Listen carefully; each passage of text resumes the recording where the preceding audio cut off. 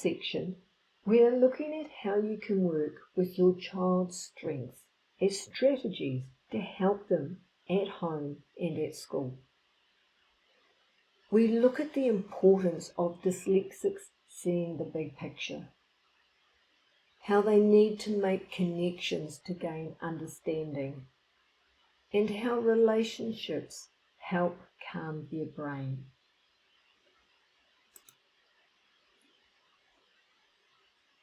This big picture strength is really important to understand so that they can make the most of it. Dyslexics default to big picture thinking, but sometimes it is difficult to do that, to get that big picture, if the information they are given is incomplete. They will then spend time and energy on trying to create that big picture, or they will give up. To help them with this, give them as much information as possible. You can do this by explaining about it, showing them, whether it's by going somewhere or by video. For example, if they're going to start a new activity, take them to the venue beforehand so they can see what it looks like, what door to go in, where the toilets are.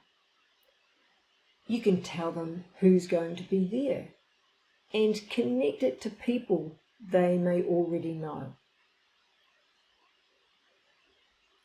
If dyslexics don't have the big picture, it makes it hard for them to start a task or complete an activity.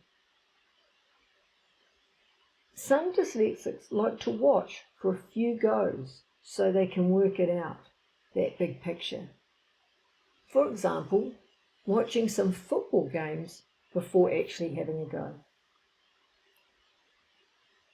Having the big picture also helps them feel safe, that they know what is going to happen or what is going on, and it reduces any feelings of anxiety that can come up.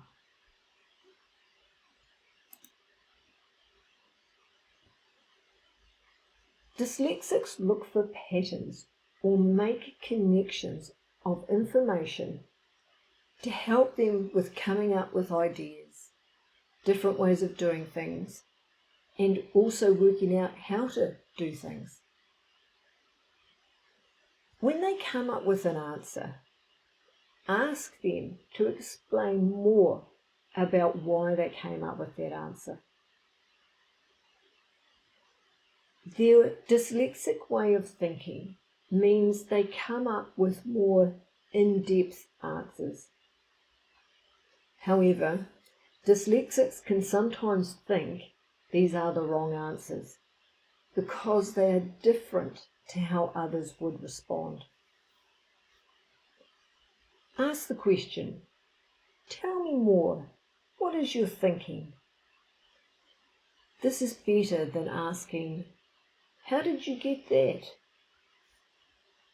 Asking it in that way may make their brain go offline. Also, asking them to tell you more what their thinking is a way to check that they are connecting the information correctly. Sometimes they can connect the information and come up with the wrong end of the stick.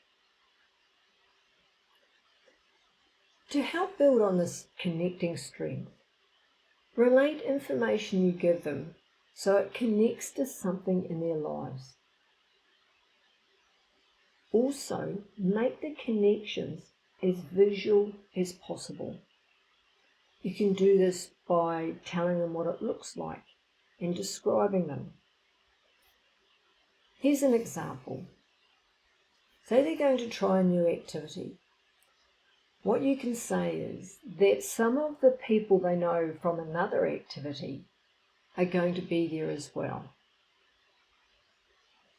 Or, for example, if you had to go to a dentist appointment, you would say, it will be in that brown building in the shopping centre next to the cafe where we go and have a hot chocolate sometimes. Also connect their learning to real life, such as if you're at the supermarket and they're counting out some apples, relate that to their addition facts that they are doing at school. This connecting of information relates closely with them trying to get the big picture. This strength of bringing all different types of information together to get a big picture is something that dyslexics explicitly do as part of their dyslexia thinking. A dyslexic strength of deep empathy, of knowing how others feel, means that they can connect and relate to others in a different way. Unfortunately, this also means they have heightened sensitivity, especially when we bring it all together of the challenges of being dyslexic and low self-esteem. It means that they feel things that'll make them anxious and worried, and they'll think of the worst case scenario. For example, a teacher may have a headache as they walk into the classroom first thing in the morning and is looking unhappy. But a dyslexic with this heightened anxiety about being found out that they're struggling, who has low self-esteem, and with their empathy may incorrectly connect this together to think that they've actually done something wrong, and that's why the teacher's grumpy. This is when, as parents, you can help them by reframing what is happening in these situations, by checking in with them, by helping them understand what is the current reality. We start this process by asking open-ended questions. Questions that start with what, why, when. You're also going to help them connect the correct information. This asking of questions helps your child engage their prefrontal cortex, and it helps to keep them engaged. So you may ask about this situation with the teacher being grumpy looking. When did you think you had done something wrong? They may reply, when the teacher came into the classroom. What made you think the teacher was unhappy?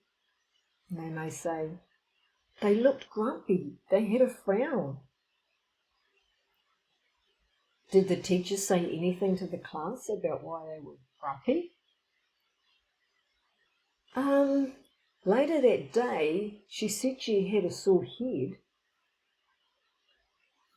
You may ask, do you think they had a sore head when they came into the classroom in the morning? And they go, yes. And you can ask, do you think she was grumpy with you then? So this connecting the situation to current reality can really help them when they start to think of this worst case scenario and think that they've done something wrong. When talking with them, don't minimize their feelings of being scared because it feels real to them. Just get them to talk it out.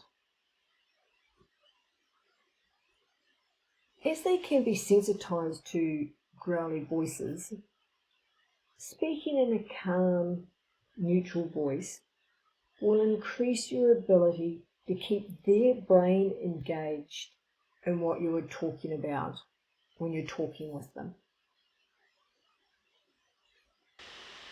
And with all their strengths, you need to highlight them, as dyslexics don't know they are strengths because they think everyone can do it.